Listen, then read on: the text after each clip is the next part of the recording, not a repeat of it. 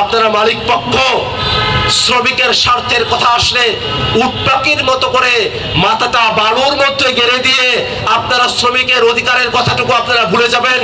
বাংলাদেশের প্রশাসনিক কাঠামো, আইনগত কাঠামো, সাংবিধানিক কাঠামো, প্রত্যেকটা জায়গায় যে বৈষম্য তৈরিকরণ করে রাখা হয়েছে, যে ফেসিবাদের উপাদানগুলো রয়েছে, সেগুলোকে যদি আমরা নির্মূল করতে পারি, আস্তে আস্তে সমাজের সর্বত্র এই বৈষম্য বিরোধিতা ছড়িয়ে পড়বে, বাংলাদেশের মানুষেরা সচেতন হয়ে পড়বে এবং 24-এর অভ্যুত্থানে যেমন করে বৈষম্য বিরোধিতার আমরা কথা বলেছিলাম, সে আওয়াজকে জারি রাখা সম্ভব হবে।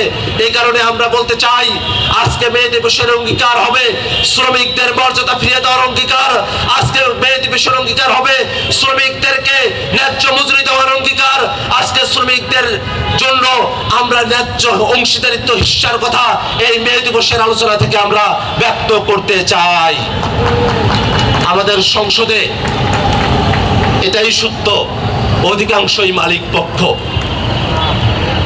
আমরা চাই আপনারা যারা মালিকেরা আছেন, আপনারাই সব থেকে ভালো জানেন শ্রমিকেরা কোন জায়গায় কষ্টে আছে, এটা আপনাদের অজানা নয়।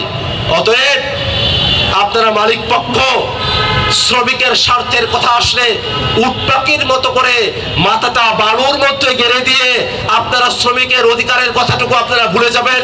শুধু নিজের হৃষ্টপৃষ্ট দেহটাকে বাইরে প্রদর্শন করবেন, সে অবস্থা থেকে বের হয়ে আসুন। শ্রমিকেরা যদি ভালো থাকে, বাংলাদেশের শিল্প কলকারখানাগুলো তরতর করে এগিয়ে যাবে, বাংলাদেশ এগিয়ে যাবে।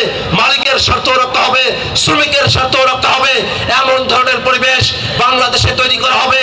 এই আহ্বান রেখে জাতীয় শ্রমিক শক্তিকে সে আহ্বানের সাথে সামনে পথ চলার অঙ্গীকার ব্যক্ত করে জাতীয় নাগরিক পার্টি এনসিপি, আমরা শ্রমিক জনতা বাংলাদেশ সকলে মিলে সামনের দিনে আমরা এগিয়ে যাব, সেই আশাবাদ ব্যক্ত করে